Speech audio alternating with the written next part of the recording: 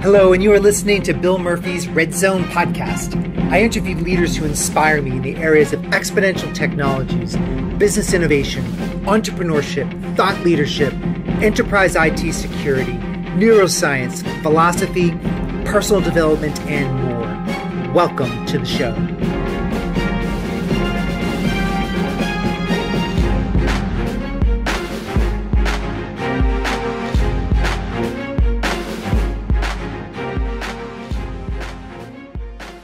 Welcome back to the show, everyone. This is Bill Murphy, your host of the Red Zone podcast. I think I've now recorded this introduction 20 times, so I keep trying to figure out the best way to introduce my guest, but this time is it. Not going to be recording this anymore, so it may be choppy, it may be smooth, but either way, I'm going to get the points across that I want you to have before you listen, because I like to spend some time introducing my guests so that you know contextually what you're going to listen to, because your time is valuable.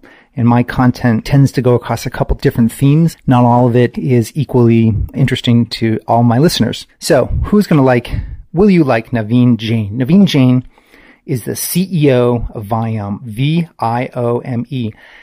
If you want to understand cutting edge health and wellness as it relates to gut health, the microbiome, that's G-U-T, the microbiome. If you really want to see what current research is saying about what you put into your body and how it expresses throughout your body into current health, long-term wellness, you're going to really want to understand Viome and his current project.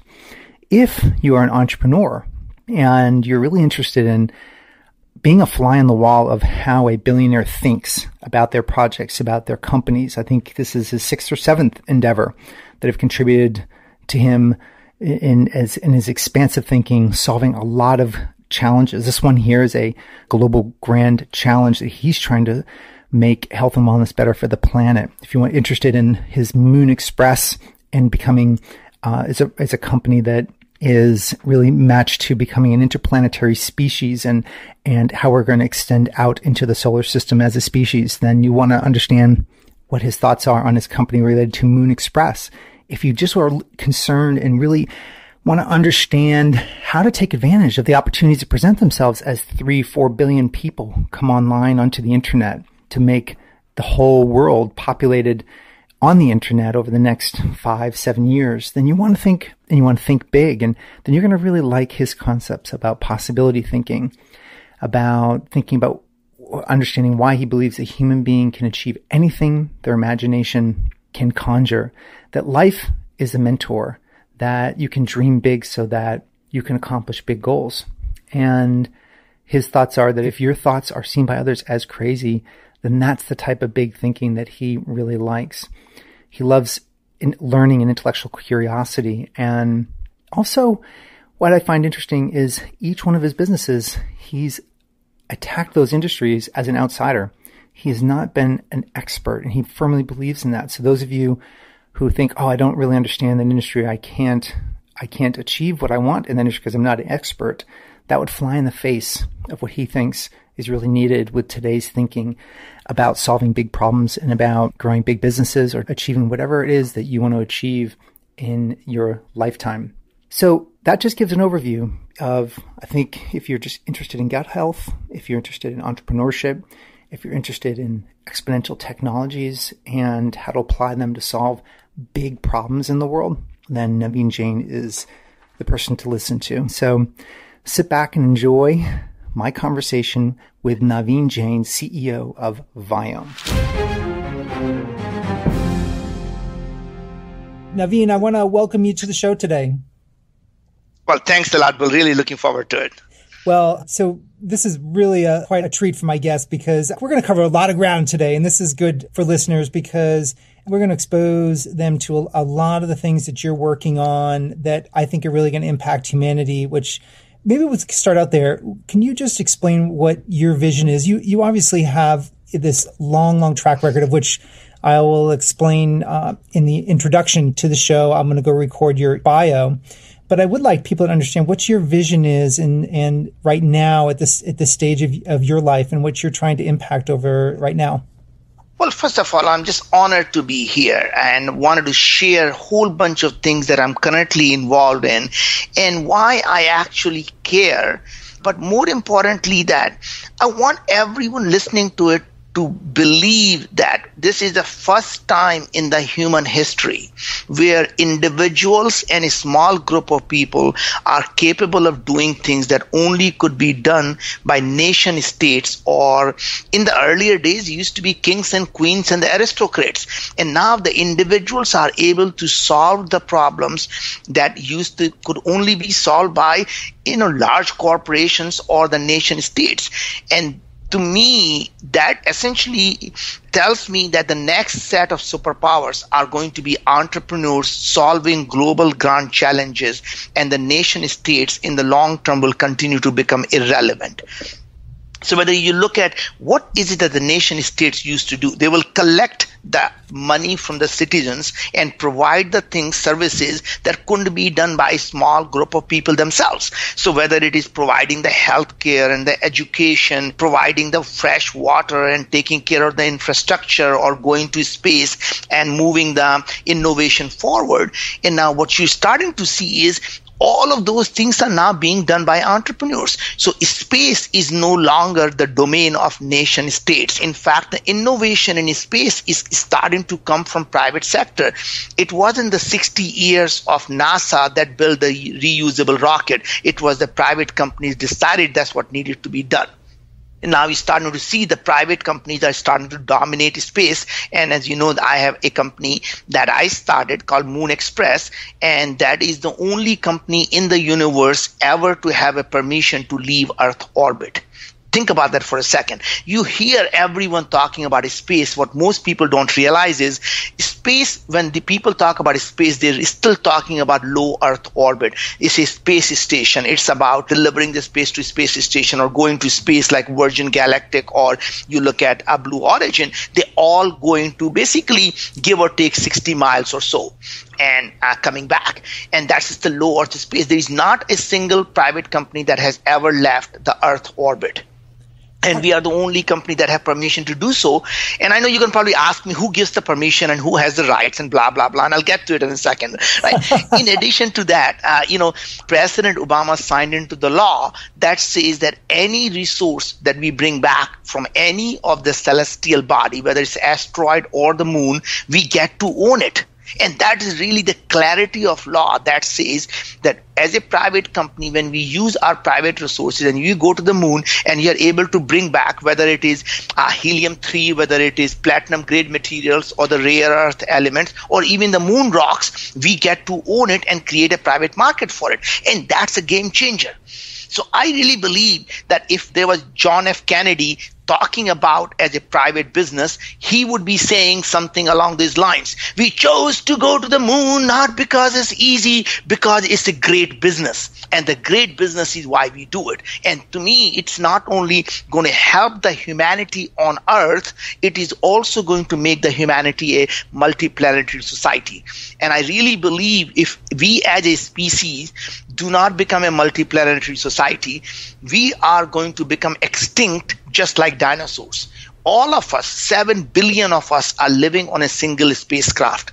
We call that spacecraft planet Earth. Imagine if our spacecraft gets damaged by a large asteroid. We as a species will not survive. The planet will do just fine. And so it is absolutely necessary that we as a species really become multiplanetary so that we have multiple planets that we can live on. And if any of the planet get destroyed, we as humanity will continue to survive and repopulate the new planet. You know what's really interesting? At that Singularity, at the Worldwide Conference, you were speaking, and there was a speaker before you that had a slide they put up that showed the galaxy.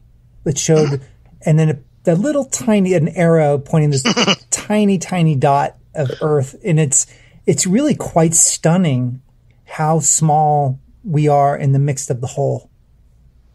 I'm really, really, when you look at it and take a step back, it's just, wow, it's stunning. Well, it is, again, the reason we as, humans value things on planet Earth, because we somehow believe the things that we value are finite in quantity. That means when something is limited, there is a value to it, whether it is land or water or whether it is energy. But once we change the mindset from scarcity to abundance, suddenly the abundance of things lose value. That means they become democratized and they become demonetized. So for example, people always tell me, look, it doesn't matter how much people have. We humans are greedy and we will always want more of it and will fight over it. So today we fight over land and water, energy, and they say even if we had abundance of them, we will still fight over them because we as humans will want more. And until you remind everyone that we as human species are not greedy people. Look at air. Imagine when we are watching a game in a stadium, 70,000 people can share the stadium and not fight over air. We don't go slap the guy next to us and say, move away, you're breathing my air. Because we believe the oxygen and air are actually abundant. And that means we don't value it and we don't charge for it and everyone can have it. Now imagine the same thing happening to energy. Every 90 minutes, more solar energy falls on planet Earth than we use in the whole year. Now imagine if that energy could be converted into usable form and we can create abundance of energy, and energy became the next air that became free to everyone. Not only now you have a free energy, the free energy also brings you a free, fresh, clean water. Because the dirtiest of the places in Africa, you can distill the water and have a clean water for everyone. And that's the game changer. Now, if you have a free energy and free water, what if you can create free abundance of food, whether it is using aeroponic, aquaponic, or other mechanisms where you are able to get a free agriculture? What if you're able to grow the meat in a synthetic factories where you take the stem cell just like in nature does and take a single cell as opposed to creating a cow, the eyes and the ears and the things that people don't eat? What if you are only going to grow the muscle tissues that people want? And what if we can now create abundance of free, fresh meat? And that is the kind of the world you start to think about. When you have abundance of all these things, what would people do? And that is really the world where the terrorism itself goes away, because the only reason people are willing to die are because they believe that tomorrow is going to be no better than yesterday. When people are helpless and hopeless and you give people a hope to say tomorrow is going to be substantially better than it was yesterday and better than today, then people go out and go do things that are amazing. People do things that they can go out and change how other people are going to live, because there is no longer worried about their own selfish desire to be able to survive, because all the things they need are actually in abundance. It's interesting. I'm preparing a talk for tomorrow, and it's the impact of abundant cell phones and abundant connectivity. And all of a sudden, people that have 4 extra billion people having access to the information and the commerce of the world, that's what you're referring to with abundance, correct? That's yet another example, but I think you stopped it just a little too short, which is people getting access to information is one thing, but people becoming the producer of ideas. And that's for the first time, the 4 billion minds whose ideas were never heard can now be heard. And that is a game changer. So you talk about 2 minds are better than 1. Imagine the 4 billion fresh minds whose ideas at best were heard only locally can now be heard globally. Right? Because now everyone can become a producer of ideas, not just a consumer of information. So if you go back 100 years, only people whose ideas were heard were the people who were rich, who can afford the broadcast. And it used to be a one-way mechanism. That means only the certain ideas were heard of the people that can afford it. Today, the internet democratized that stuff. That means every one of us has a voice. A single person can talk about the company and says, enough is enough, and can change the company. That's an interesting point, because producing, you're right, I didn't take it as far as needs to be, because like the Gutenberg press, when that press was invented, it really made the clerics, who were the only producers of information, At that point, it made them very angry. But now, Yes. because it democratized not only the ability to read, but you're right, the ability to write and produce Yep. at scale. Okay. And I can see what your point is now. Of when 4 billion more people have access to the phones, essentially they have access to be able to produce as well. Yes, not just consume, they become producer of ideas and producer of goods and producer of services. So I've listened to a lot of your interviews. I've never heard you talk about the inflection point you had. You had a series of businesses you ran. You were with Microsoft for a while, and then you ran a series of companies. And then when was the inflection point where you realized about this the shift between scarcity and abundance? And can you explain for me, maybe just give a brief overview of like the businesses that you owned and operated and ran? And then when was the inflection point then when that abundance and scarcity principle hit you?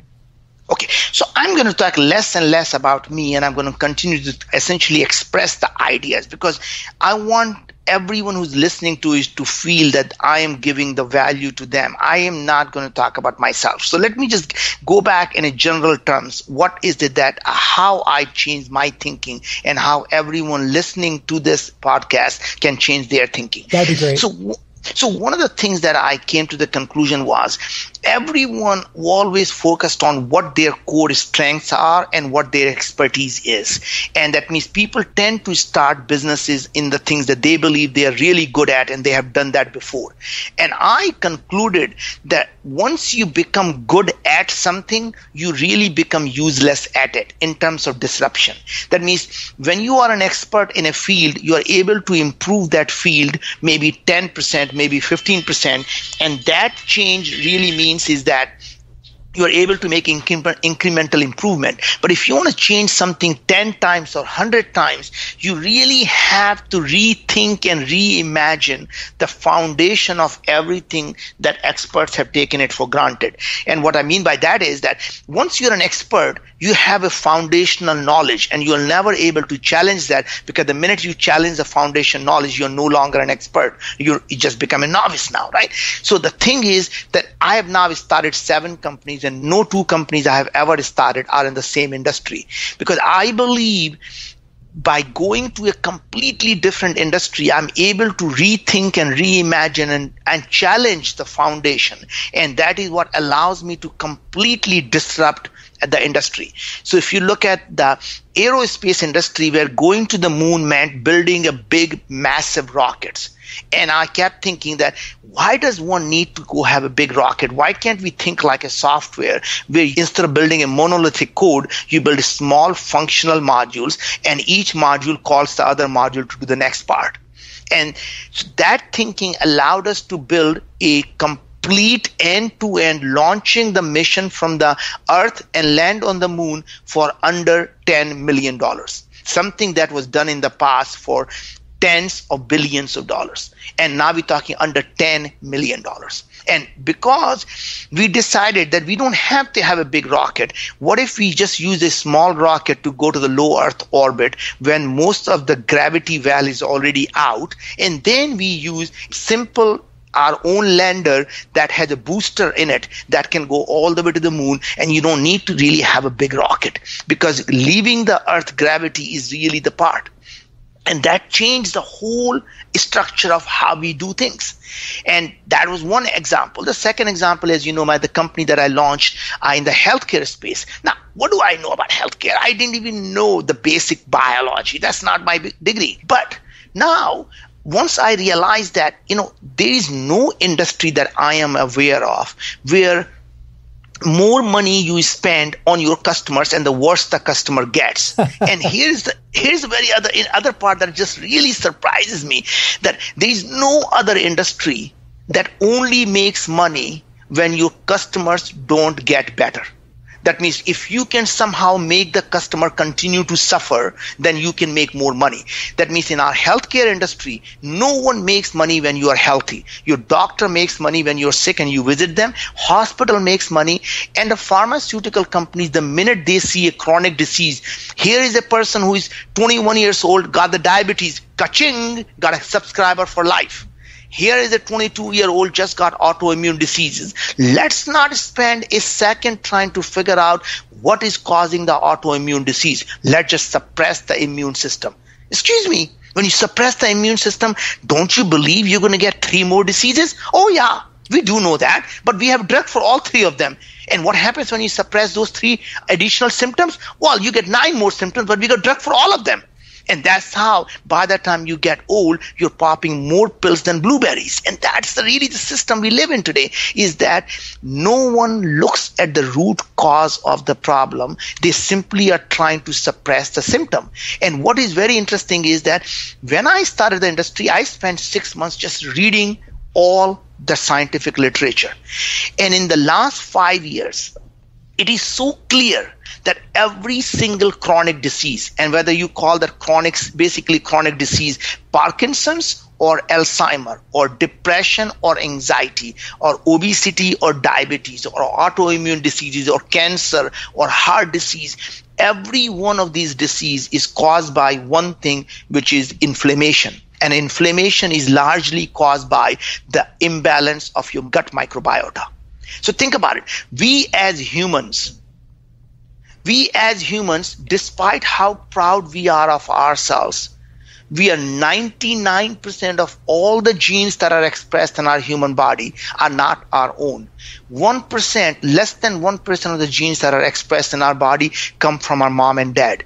And the 40 trillion of these foreign organisms that live inside our gut, they control every part of our body in terms of keeping it healthy. They release the nutrients that our body needs, or they release the toxins that causes our body to inflame. These things are modulated simply by the foods we eat. So think of your gut and your microorganisms as algorithm.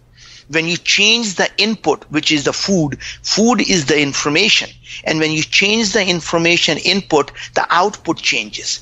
And this is a self-modifying algorithm. That means as you change your input, not only it changes the output, the underlying algorithm is constantly being rewritten. That means it keeps adapting and evolving as you change your diet. So it's very individualized. What you're saying is that everybody's 99% is individually unique. So they have individual food combinations which impact their gut. Yeah. Okay. Yes. And what I'm trying to say is that at a DNA level, if you just simply look at the human DNA, any 2 people have 99% same DNA. Oh, right? Okay. And whereas when you look at our gut organisms, the 40 trillion of them, less than 5% is common between any 2 people. And that is the reason there is no such thing as universal healthy food. A food that is good for one person is not necessarily good for another person, or even the food that's good for you today may not be good for you 3 months from now as your body changes and adapts. And what is surprising to me is this whole concept of the food pyramid. Here are the foods that are good for everyone. And when we analyze the things now and we look at individualized information, we find things that we thought were healthy, like spinach or broccoli or pomegranate juice or raspberry. They're good for some people and they're very harmful to other people. So for me, I thought I was eating healthy because I'm really a vegan to begin with, right? I'm thinking, how can anyone eat any healthier than I do? I'm a vegan, right? It turned out the things that was causing the massive inflammation for me was spinach, broccoli, oats, and almonds. And everyone thought those were the healthiest foods, right? They all were bad for me. And that is really the trick, was when I cut them down, not only my energy level went up, I sleep better and I lost weight. And interesting part is my glucose came down. Interesting. So we originally started this conversation out by you saying, well, you think it's better to go in as a non-expert into a field, learn it deeply, and then you're able to approach it from a different mindset, of which this is one of the strategies you did with health, and in particular with gut health. Yes. An interesting thing is, everyone could have done that. This science literature is clear. So what is it why people didn't do that? Number one was the underlying technology to be able to analyze what's happening at a molecular level just wasn't there. So that's part of the thing that you and I can be extremely proud of, the exponential technologies. So exponential technologies to do a DNA analysis of what's going on in the human body, just to do a human genome, that used to cost millions of dollars. Now you can do it for thousands of dollars, right? To do an RNA sequencing will cost, $5,000-$10,000. We found an amazing technology that was developed for national security, for biodefense work at Los Alamos National Lab. And we were able to license that technology that was done for biodefense work for the benefit of humanity. And we are able to now retail our product for couple of $100s. So think about it. For $399, we do a complete RNA sequencing of every single organism in your gut. And then we can tell you exactly what foods you should be avoiding and what foods you should be eating. And that simple change that reduces the inflammation in your gut. Our customers are telling us all types of symptoms that they were seeing, from losing weight to acne to eczema to joint pains. Every one of those symptoms are disappearing, even though we don't diagnose or cure any one of these symptoms or diseases. Those were simply the symptoms that were coming in because you had a leaky gut or because you had inflammation in your gut. And when you fix that, the symptoms go away. And what was happening in the past was the pharmaceutical drugs are simply suppress the symptom. That means inflammation, which is flame is still burning. And when you suppress the thing on the top that I'm not going to let it pop, it breaks somewhere else because flame is still burning. So it breaks at the weakest link, and when you suppress that part, it breaks at some other place. And that's the reason why these things constantly, people who have chronic diseases have to take the drugs for the rest of their life. And when they take one drug, it causes other symptoms, and now you have to take 3 more drugs. And when you take 3 more drugs, it causes more symptoms. Now you have to take 9 more drugs. And that's literally what happens right now. The other part that really surprised me was, you look at this, pharmaceutical industry. The best drugs have efficacy rate of 20 to 25%. And most people don't realize what that means. What that really means is 75% or 80% of the customer of that product are not going to benefit at all. They're only going to be harmed. The other 20% may do get benefit, but they're also harmed. Now imagine if you were in any other industry and you went to your customer and say, well, just want to be pretty honest with you. 75% of them are going to get absolutely no benefit, only going to be harmed by using my product. And other 20 to 25% might get benefit, but you'll also be harmed. Now, how many do you want? Right? That's crazy. Right. But that is what we do. Our pharmaceutical companies have become parasite on humanity. And I believe that humanity will come together to kill these parasites. When you're talking, just for my listeners, now you're talking about Viome, correct? Yes. With this kit that essentially helps to diagnose with the stool sample, correct? Just with a stool sample. And you send the stool sample to a lab and then it analyzes and produces a report. Is that correct? Yes. So basically what it does is that when you order the kit, we send you a kit at home. You don't have to go to a doctor. And with a simple swab of your tiny stool, we analyze everything. And within 2 weeks, you get on your app all the information about what is going on inside your gut, which is what's your metabolic fitness, what is your digestive scores, what is your inflammatory scores, and then what other things are happening in your gut. But more importantly, here are the 10 foods you should not eat and why. And here are the 10 superfoods for you and why. And here are the other foods you can eat and in moderation. And here are the quantities you should try to get the best nutrition. Because what we are doing is looking at and saying what enzymes are being produced. So we are the only company that does something called functional microbiome test, which is RNA sequencing. There's no other company, period, in the universe that does that today. By doing a functional microbiome test, we are not looking at what organisms are in your gut, but we are looking at what they are actually producing. And once we know what they are producing, we can essentially look at the food, which has its own ingredients and chemicals, and see what is going to happen when that food hits the gut. So for example, when you take spinach is full of oxalic acid. And if you do not have the right set of enzymes in your gut that can detoxify oxalic acid, that thing is going to end up as a kidney stone, or worse, will cause other inflammation in your body. Same type of thing happens. People believe raspberry and for that matter, pomegranate juice is really healthy. What people don't realize is the pomegranate juice in itself doesn't have any antioxidative quality. It has a lot of what we call allergic acid. And that allergic acid, when it hits the gut, in some people have the right set of enzymes that can convert that into urolithin A.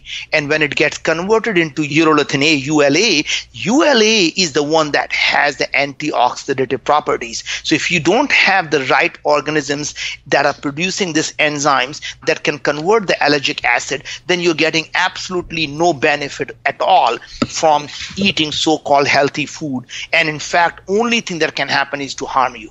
Will it identify, like, if you have a lectin, any issues with like lectins, like peanuts? Yeah. Okay. Of course. Nightshades. But the thing is, those are all general stuff, right? So you hear Dr. Gundry, he will tell you that, oh my God, the lectins are the enemy. Or you listen to Perlmutter, the gluten is your enemy. And you listen to Atkins, the carbs are your enemy. And you go to the ketogenic diet and say, you need to absolutely go do this fasting, or you have to eat a lot of protein. What turns out is, when we look at the people who are on ketogenic diet, in a lot of the places, when people are fasting for 3-4 days, we see their gut organisms eating their gut lining, because evolution is going to survive. So if you don't feed them, they start feeding themselves by eating the mucus in the gut lining, and thus causing a leaky gut. When we see people eating a lot of the protein, we see the protein fermenters in your gut are growing like crazy. And when you start to feed these organisms, they're called protein fermenters because they're fermenting the proteins, they release ammonia and sulfides. That causes massive amount of inflammation in your gut. So you people who are eating a lot of protein, they think I'm doing the right thing, and they're absolutely screwing up their gut. And no wonder they get all kinds of issues, whether it is bloating or belching or all kinds of digestive issues, right? So my point is, this idea of one size fits all has never been there. I mean, it's not something we learned today. If you go back 2,500 years ago, remember the doctor named Hippocrates, right? Sure. He said, what did he say? All diseases begin in the gut. And then what did he say? One man's food is another man's poison, right? Nothing is good for everyone. And the third thing, what did he say was, let food be thy medicine, let thy medicine be the food. Now, the thing is, we talk about personalized medicine today. Everyone talks about personalized medicine. What we don't realize is, every one of us, every single day, takes personalized medicine 3 times a day. We just happen to call it food. Now, all we have to know is what is personalized good medicine, right? And that's it. Yeah, why do we need a synthetic medicine? Well, it seems to me that the exponential technologies are allowing us to really understand gut health as almost an extension of the brain these days, and that I don't think we've taken it quite as seriously as we're taking it now. And what you're saying is you can really understand at a very deep level, at an RNA level, what it is that you're uniquely suited for from, as you're mentioning, the medicine that you're putting in 3 times a day. Yeah. And that is the key, is to understand what is right for you. And that's really where Viome comes in. And this is another, probably you're going to appreciate. Me being an Indian, Indians cannot pronounce the word we, right? So when I say Viome, you're probably thinking, what does it really mean? That's V as in Victor, I-O-M-E. So that's Viome. So if you go to viome.com, you can actually see what we do. And the most important part is that, we look at all of this data that we get from your gut, and then we use artificial intelligence to figure out what is good for you or not. As you can imagine, if we want to make illness truly a matter of choice, our moonshot for Viome is to make illness optional. The only way we can ever do it is to really get millions of people really get AI to understand different ecosystem in different people's gut and different phenotypes and the chronic conditions, what is going on. And now we have enough data that improves every single person who takes the test. But more importantly, every person who takes the test also makes everyone before them better and makes everyone after them better. So by joining us, not only you're helping yourself, but more importantly, you're benefiting the humanity. And we need everyone to come together, because if we don't come together, we are going to continue to be victimized by pharmaceutical companies, because every time we are sick, we are helpless and hopeless. And when we're helpless, someone always victimizes us, and that is our healthcare system. So our goal really is to empower every single individual by giving them all the actionable information they need so they can become the CEO of their own health, be completely in control. And by giving them actionable information, our goal is to make illness optional, because we know for sure that if people knew what they could do not to be sick, there's no doubt in my mind, people would not want to be sick. And that is really where our goal is, to someday create a world where illness is purely a matter of choice. Well, it's a incredible, the timing of it is really huge, because I got my blood test done a couple of years ago, and it came back and the doctor looked at me and said, "Why are you in here? You're perfectly healthy. You're 42 years old." And I said, "Well, I'm trying to avoid being unhealthy 20 years from now. So can you just run a test?" And he says, "Well, we don't run these type of tests." And I said, "Well, I heard on the podcast I could run a deep blood panel." He goes, "Well, I can't do it." So I had to go find a doctor to run a full blood panel. And then the blood panel came back and said, "I'm allergic to all this food." And so I had to shift my diet and stuff. But it never, approached it from the gut level, just from what my blood was giving me. So I'm excited to try Viome for myself. And I think, Bill, one of the things is that when you see what they call the IgG, which is the food sensitivity in the blood, the problem you run into is those food sensitivity. Think about all we're doing is measuring the antibodies to those food that are present in your thing. How do you think the food got there to begin with to create those antibodies? It's a leaky gut. That's only. Okay. Remember, think about our body is essentially, for all practical purposes, a donut. There is a tube that goes in the middle. If that tube has a tight junction, there is no reason ever the foods to ever cross the gut barrier. And that means if the food never goes into the blood, how would it ever create antibodies? So the fact you're getting those antibodies that you're measuring as food sensitivity is because you have a leaky gut. That means you're more likely to have a food sensitivity for the food that you eat a lot. I see what you're saying. So right. because it should be assimilated by the body and eliminated, but if I'm having these antibodies in my blood, then that's in and of itself is a symptom, and the smoking gun is somewhere in the food combination. That's right. Okay. Yeah. So by simply avoiding those foods, guess what? When you start eating other food, you're going to start developing antibodies to those foods now. Okay, that makes sense. That totally makes sense.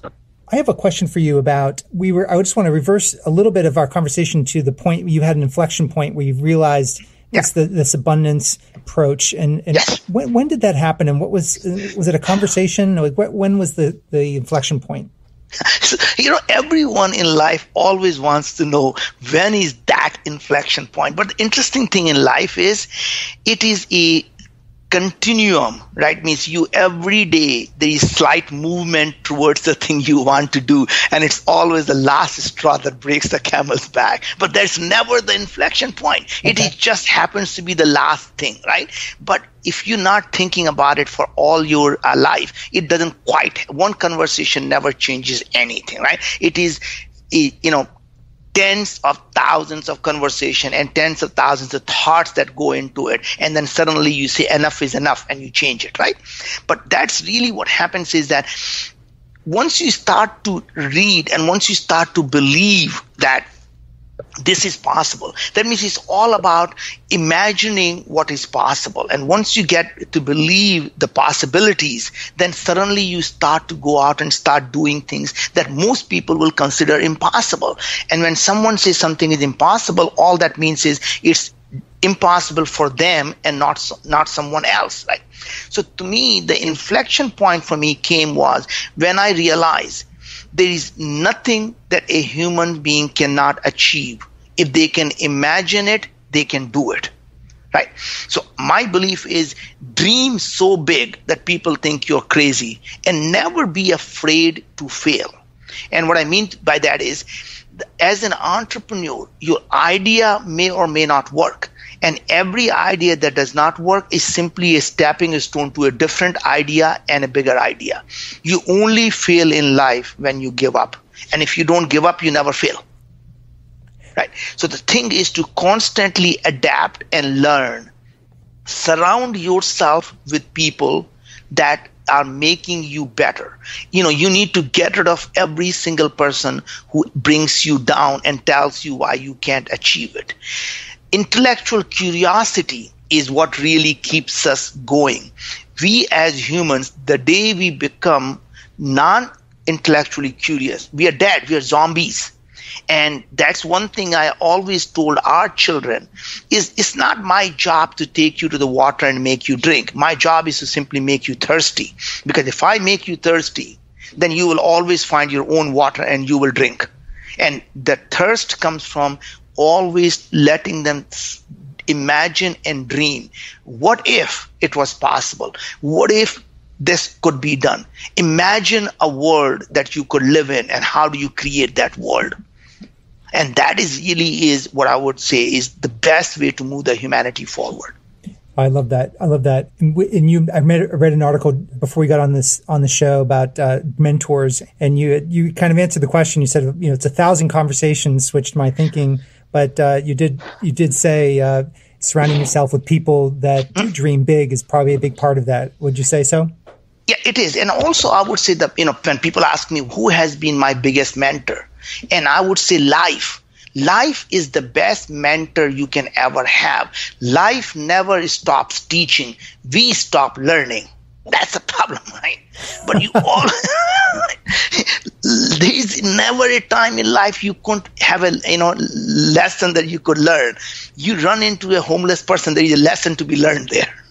Yeah, I've never heard it said that way, but if you have a big vision and a big imagination, then life will guide you along, and that's a great way of looking at it. Yeah. Well, Naveen, I really appreciate you coming on the show today, and I want to make sure that we cover the nucleus of the items that your vision of benefiting humanity. Is there anything that I left off that you were hoping I'd ask you that's important that we convey to the audience before you get off the program? Well, first of all, there was no agenda here, so there was absolutely nothing. I just wanted to convey my thoughts to the people, and I hope everyone listening to it got something out of it. And if all I can ask them is, please go out and find your own dreams. Find out what you're willing to die for and live for it. Find out what you actually care about that you're going to dedicate rest of your life fixing.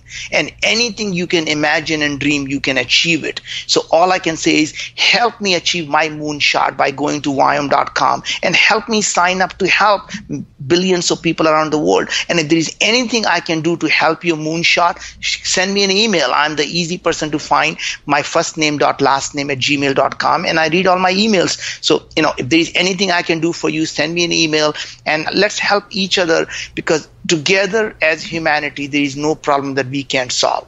This is a great message, Naveen, and I've really, really enjoyed our conversation, and I hope we can do this again in the future. Absolutely. Thank you very much, Bill. Really looking forward to the next time now. Thank you, sir. So there you have it. This wraps another episode of Bill Murphy's Red Zone podcast. To get all the relevant show notes, please go to our blog at www.redzonetech.net/podcast. Additionally, make sure you go to iTunes and leave your comments in iTunes about the show. This helps our show rankings enormously, and it helps support the show. Until next time, I appreciate you very much for listening. Thank you.